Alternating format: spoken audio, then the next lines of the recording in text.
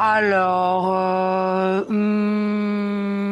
homme à Et l'avarice. si Carla Bruni venait de briser l'un des plus grands tabous de l'amour?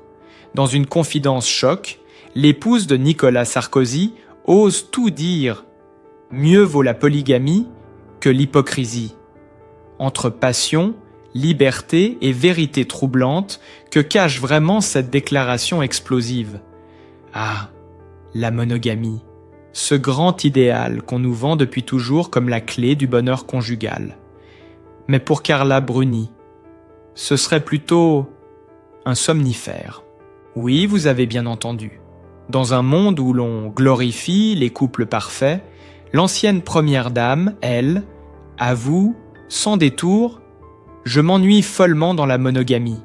Une phrase qui a fait trembler les plateaux télé, les réseaux sociaux et même les dîners entre copines. Parce qu'au fond, qui n'a jamais ressenti ce petit frisson de lassitude après des années de fidélité bien sage? Carla, la rebelle élégante. Quand elle parle d'amour, Carla Bruni ne récite pas un conte de fées. Elle parle de feu, de passion, de liberté. Dans Madame Figaro, en 2007, elle lâchait déjà la bombe. « Je suis fidèle à moi-même ?» Une phrase qui résume toute sa philosophie. Être sincère avant tout, même si cette sincérité dérange. Et pour elle, l'amour ne se mesure pas en bagues, ni en promesses, mais en intensité. Et c'est bien ce qui fascine, sa lucidité. Elle ne rejette pas la monogamie, elle la trouve simplement trop calme. Je suis monogame de temps en temps, mais je préfère la polygamie et la polyandrie, disait-elle en riant. Voilà une femme qui n'a pas peur de prononcer les mots interdits. Un couple pas comme les autres. Et pourtant, ironie du sort, c'est aux côtés de Nicolas Sarkozy, un homme marié 2 fois avant elle, que Carla Bruni a découvert ce qu'elle appelait le grand amour. Lui habitué aux tourments politiques et aux tempêtes médiatiques. Elle, artiste insaisissable, allergique aux cages dorées. Leurs univers semblaient aux antipodes, mais ensemble, ils ont trouvé un équilibre improbable. Un mélange d'intensité, de complicité et de distance bien calculée. Carla, avec son humour tout en finesse, n'a jamais prétendu être une épouse modèle. Elle le disait clairement, l'amour dure longtemps, mais le désir brûlant, 2 à 3 semaines. Une phrase qui a sans doute fait frissonner bien des maris et sourire beaucoup de femmes, quand la sincérité devient scandale. Dans la France des apparences, une femme qui parle librement de désir, de polygamie ou d'ennui conjugal, c'est forcément provoquant. Mais Carla Bruni s'en amuse. Pour elle, mieux vaut choquer que mentir. Mieux vaut la polygamie que l'hypocrisie, répète-t-elle avec cette désinvolture typiquement parisienne. Et ce n'est pas un hasard si Valérie Trierweiler, autre ex-première dame, a relancé le débat dans son podcast Les Premières Dames. Entre elles, pas de rivalité, mais un miroir tendu. Celui de femmes qui ont aimé des hommes de pouvoir et qui, chacune à leur manière, ont payé le prix de cette passion. Les femmes réagissent, entre rire et reconnaissance. Sur les réseaux, les réactions fusent. Enfin une femme honnête, écrit une internaute de 52 ans. Elle dit tout haut ce que beaucoup pensent tout bas, renchérit une autre.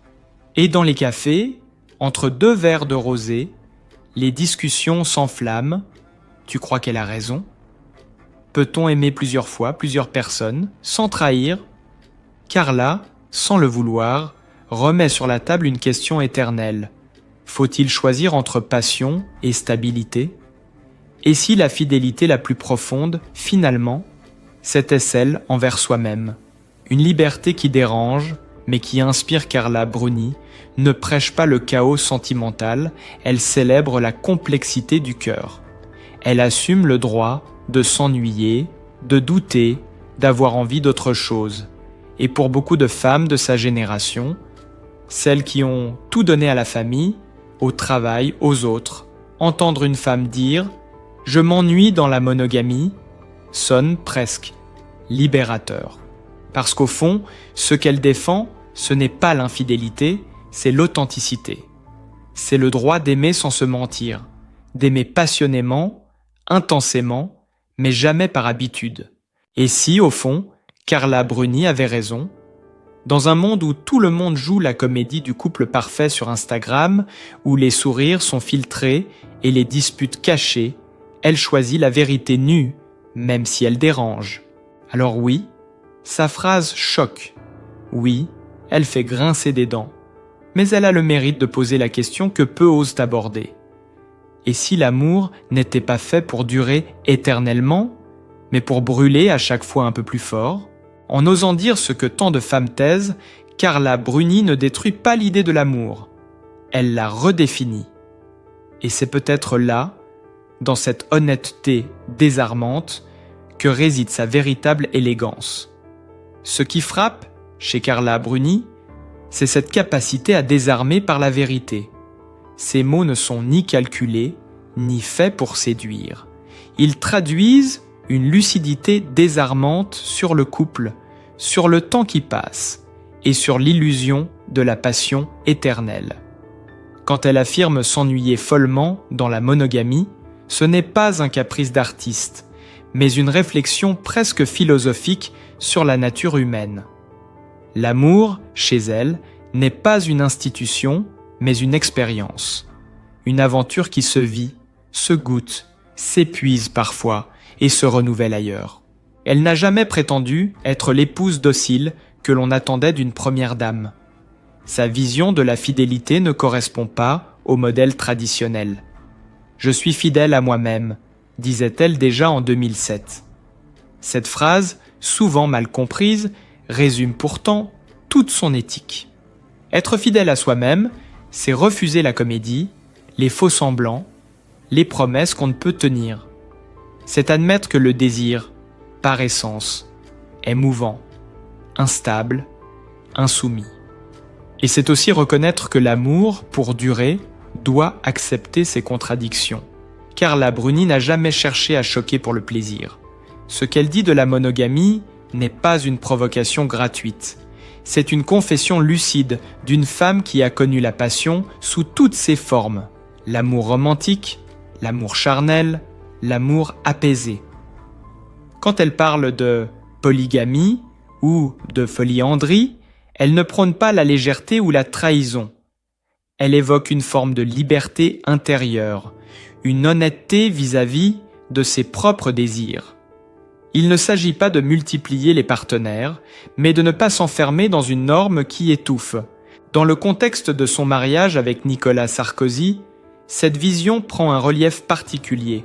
Lui, l'homme politique, attaché à l'ordre et à la stabilité, elle, la chanteuse, l'icône libre et insaisissable, leur union semblait improbable, presque contradictoire, et pourtant elle a tenu. Peut-être justement parce que chacun a su préserver son territoire, son mystère, sa part d'indépendance. Carla n'a jamais voulu se fondre dans le rôle de l'épouse modèle. Et c'est peut-être ce refus qui a permis au couple de durer. Ils ont trouvé un équilibre dans la différence, un point d'accord dans la liberté. Lorsqu'elle confie que le désir brûlant ne dure que 2 ou 3 semaines, elle ne méprise pas l'amour. Elle constate simplement la fragilité de la passion. Beaucoup de femmes de sa génération reconnaissent, dans ces mots, une vérité qu'elles n'osent pas dire. Après des années de vie de couple, combien ont ressenti cet ennui diffus, cette impression d'avoir tout donné, tout vécu, sans oser l'avouer.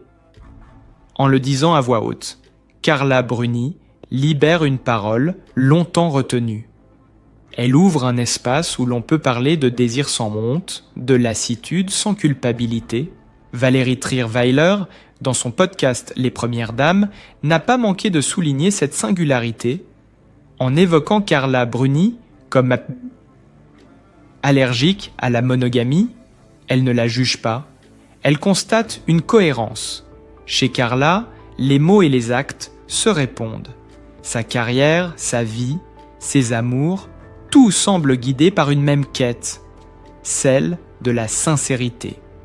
Même si cette sincérité dérange, elle ne recule pas. Elle préfère être critiquée pour ce qu'elle est que célébrée pour une image qu'elle ne reconnaît pas. Il y a dans ses propos une note d'humour, une légèreté assumée. Elle parle de choses graves avec grâce, sans amertume. Ce ton mi-lucide, mi-désinvolte déroute. Il désarme aussi, parce qu'il sonne juste. Elle ne prêche pas, elle ne donne pas de leçons. Elle partage une expérience, celle d'une femme qui a aimé, qui s'est trompée, qui a recommencé. Et si son discours choque, c'est peut-être parce qu'il met en lumière une hypocrisie collective, celle qui consiste à faire semblant que tout va bien, que la fidélité est naturelle, que le couple parfait existe. Carla Bruni incarne une forme de maturité amoureuse qui échappe aux conventions. Elle ne nie pas le romantisme, elle le redéfinit. Elle accepte l'idée que l'amour peut se transformer, s'épuiser, renaître autrement. Elle sait que le lien durable ne repose pas sur la possession, mais sur le respect du mystère de l'autre. En cela, elle rejoint une tradition de femmes libres qui, avant elle, ont osé dire que l'amour n'est pas une prison, mais une traversée. Ces mots me résonnent particulièrement auprès des femmes de plus de 40 ans, celles qui ont connu la fidélité par devoir plus que par choix, celles qui ont parfois mis de côté leur désir pour préserver une stabilité. En entendant Carla Bruni dire « Je m'ennuie follement dans la monogamie », beaucoup y entendent de moins une provocation qu'un écho à leur propre silence. Car elle parle, au fond, de quelque chose d'universel, la difficulté d'être soi dans le couple, la peur de décevoir, le besoin de vérité. Carla Bruni ne détruit pas l'idée de l'amour, elle la rend plus humaine. Son discours rappelle que l'amour n'est pas un état figé, mais un mouvement constant entre l'attachement et la liberté, entre la tendresse et le désir. Et si cela dérange, c'est parce qu'elle ose dire ce que beaucoup ressentent sans jamais l'avouer, que la monogamie, parfois, endort plus qu'elle n'unit, et qu'aimer vraiment, c'est accepter de ne pas tout contrôler. Ainsi, derrière la provocation apparente se cache une réflexion profonde, presque tendre, sur la condition amoureuse. Carla Bruni n'invite pas à l'infidélité mais à l'honnêteté. Elle ne glorifie pas la multiplicité, mais la sincérité. Et dans un monde où tant de relations reposent sur le mensonge ou la peur du jugement, sa parole, libre et nuancée, agit comme une bouffée d'air. Elle rappelle que la fidélité la plus noble n'est pas toujours celle qu'on croit, c'est peut-être celle que l'on se doit à soi-même. Qui aurait cru qu'un jour, Carla Bruni, la muse indomptable, la femme qui revendiquait haut et fort son allergie à la monogamie, deviendrait l'incarnation même de la fidélité conjugale. Le destin a parfois un sens de l'ironie, et dans ce cas précis, il porte le nom de Nicolas Sarkozy. Car c'est bien lui, l'ancien président à l'énergie débordante, qui a su faire vaciller les certitudes de la chanteuse. Lorsqu'ils se rencontrent, à la fin de l'année 2007, Carla Bruni sort d'une période de liberté totale. Elle a aimé sans promesse, vécu sans attache, et proclamé, à qui voulait l'entendre, que la monogamie était un concept ennuyeux. Lui, de son côté, vient de divorcer de Cécilia Attias. Il est président de la République sous les projecteurs, et sa vie privée, comme sa vie politique, est scrutée à la loupe. Le choc des mondes paraît inévitable. Et pourtant, c'est le début d'une histoire que personne n'avait prévue. Très vite, Carla est fascinée. Derrière l'image du chef d'État hyperactif, elle découvre un homme attentif, drôle, passionné, capable d'écouter et d'apaiser. Nicolas Sarkozy, lui, tombe sous le charme d'une femme libre, intelligente, à la fois simple et insaisissable. Leur relation va à contre-courant de tout ce que les Français s'attendaient à voir. une chanteuse bohème et un président d'ordre et d'autorité. Mais c'est précisément cette différence qui crée la magie. 10 ans après ces fameuses cette déclaration sur la polygamie, Carla Bruni reconnaîtra elle-même dans une interview au magazine Numéro qu'elle avait joué à l'intellectuelle transgressive. Ce qu'elle voulait dire alors, c'est qu'elle refusait les carcans, pas qu'elle rejetait l'amour durable. Mais depuis, j'ai changé d'avis. Allez faire un tour du côté de chez mon mec pour voir s'il est polygame et vous allez vous faire recevoir, dit-elle en riant. Cette pointe d'humour révèle tout. L'ancienne rebelle s'est assagie, mais sans perdre sa verve ni sa lucidité. Ce changement n'a rien d'une soumission.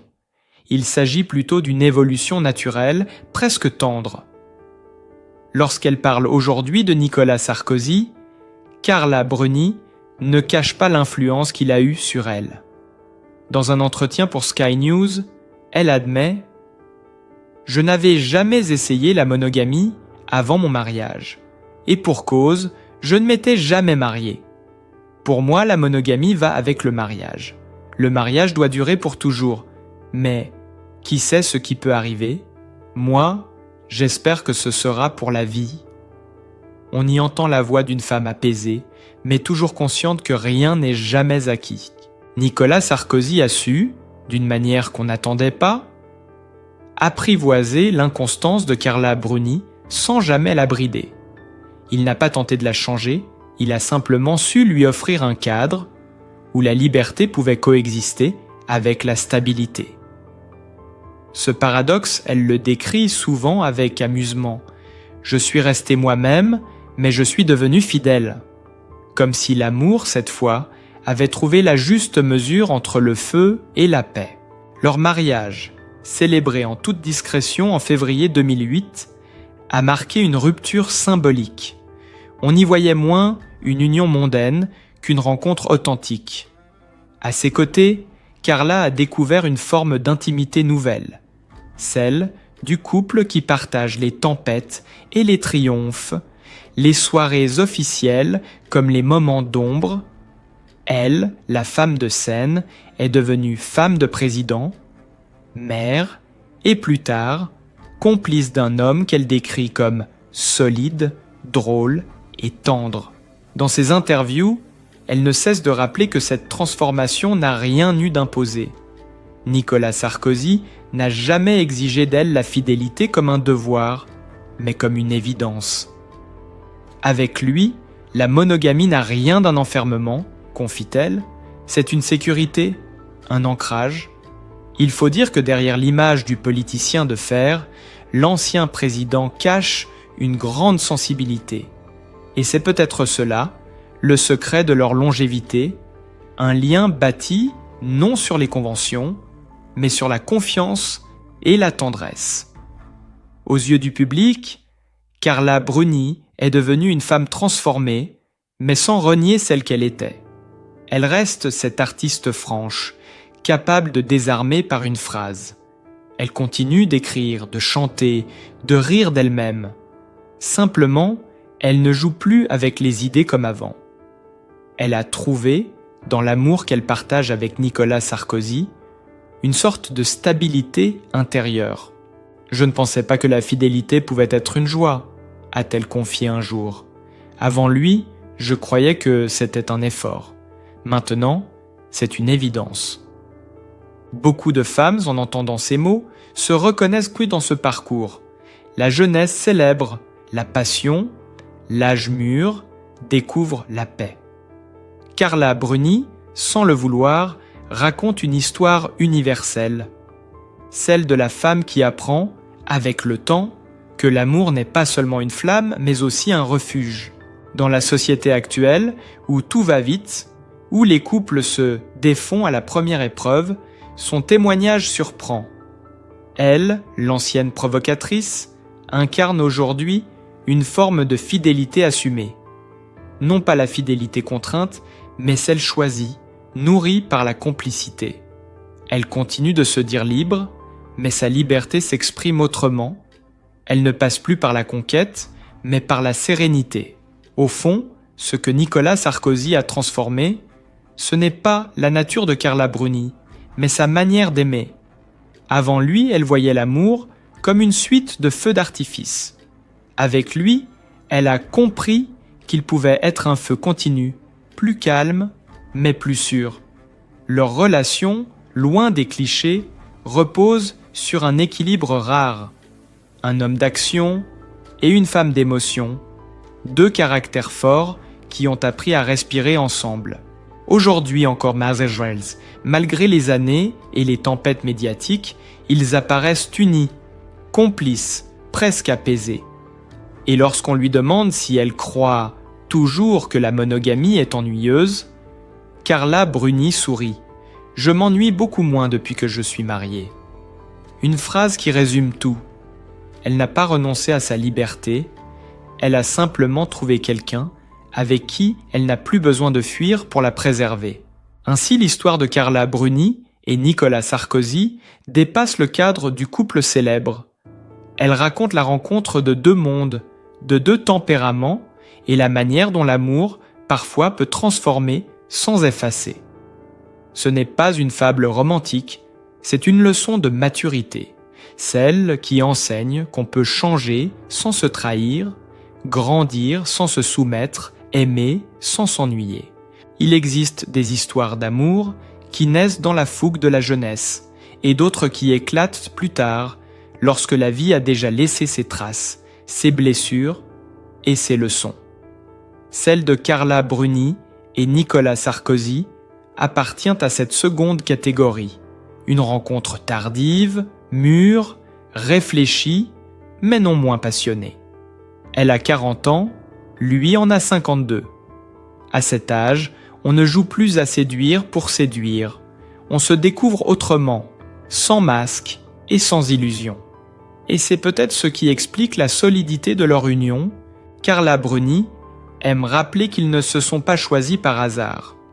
En vérité, on est très conscient d'avoir eu beaucoup de passé avant notre rencontre et on est très amis avec ce passé.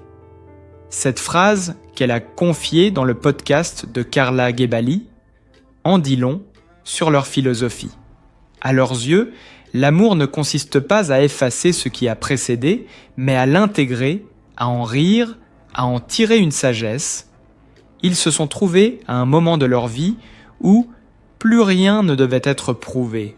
Chacun savait déjà ce qu'il voulait et surtout ce qu'il ne voulait plus. Carla l'explique avec humour. Les deuxièmes ou troisièmes mariages, c'est toujours des mariages très heureux.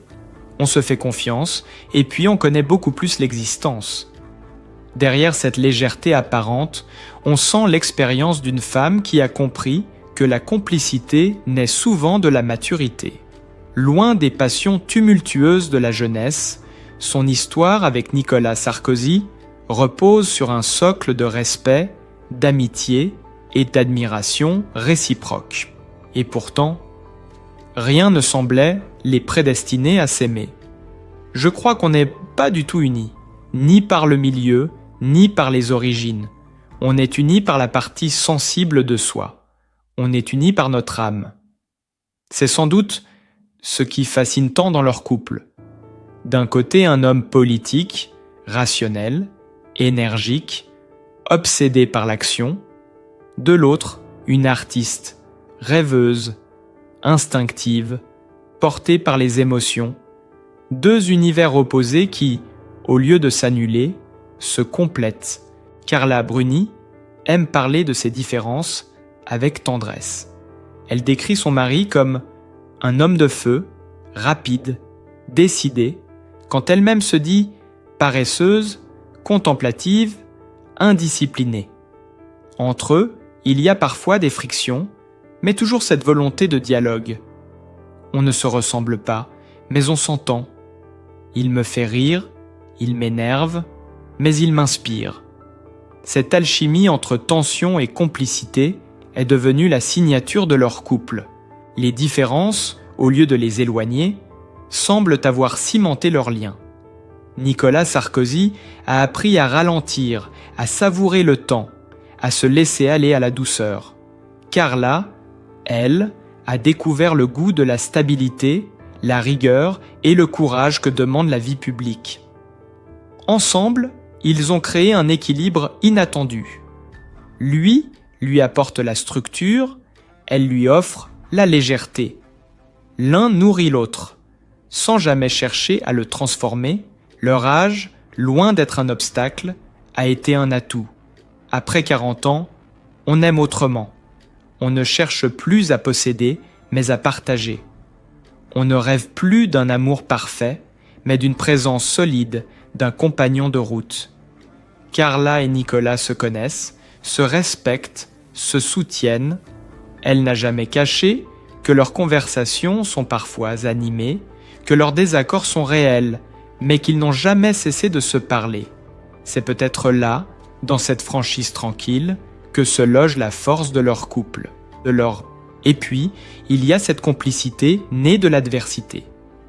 Nicolas Sarkozy a connu des années difficiles, des affaires judiciaires, des attaques médiatiques incessantes. Carla Bruni, loin de fuir, a choisi de rester. Elle ne s'est pas effacée, elle a simplement tenu bon, présente, discrète, fidèle. « Je ne suis pas courageuse, je suis amoureuse », dit-elle en souriant. Ce soutien sans condition a profondément marqué l'opinion publique. Beaucoup de femmes de son âge y ont vu une forme de force tranquille, celle d'aimer sans renoncer à soi. À 60 ans passés, Carla Bruni parle de son couple avec une sérénité désarmante. Elle sait que la vie n'est jamais exempte de secousses, mais elle croit à la durabilité des liens sincères. Elle reconnaît que la différence d'origine, de culture, de tempérament, loin de créer des fractures, peut être une richesse. Nous venons de mondes très différents, mais nous avons la même curiosité, le même goût de la vie. Ce mélange de contrastes fait d'eux un couple singulier dans le paysage public français. Là où d'autres affichent des unions parfaites et polissées, eux assument leurs aspérités. Ils s'aiment dans la vraie vie, avec des imperfections, des disputes, mais aussi une tendresse palpable. Carla Bruni a souvent dit que ce qui la touche le plus, ce sont les attentions discrètes de son mari. Une phrase, un regard, une main posée sur la sienne, quand tout va mal. Ce sont ces détails qui, selon elle, construisent la fidélité du cœur. Leur histoire, après 17 ans, tient encore debout. Elle a traversé les crises, les changements de carrière, les polémiques, sans jamais perdre son équilibre. Et si Carla Bruni continue de fasciner, c'est parce qu'elle incarne une féminité assumée, celle d'une femme qui n'a pas renoncé à sa liberté, mais qui a choisi l'amour conscient, adulte, lucide, à celle qui doute, qui pense que le temps ou la différence peuvent tuer la passion, elle offre un contre-exemple éclatant. On peut aimer à 40 ans comme à 20, avec moins d'illusions, mais avec plus de vérité.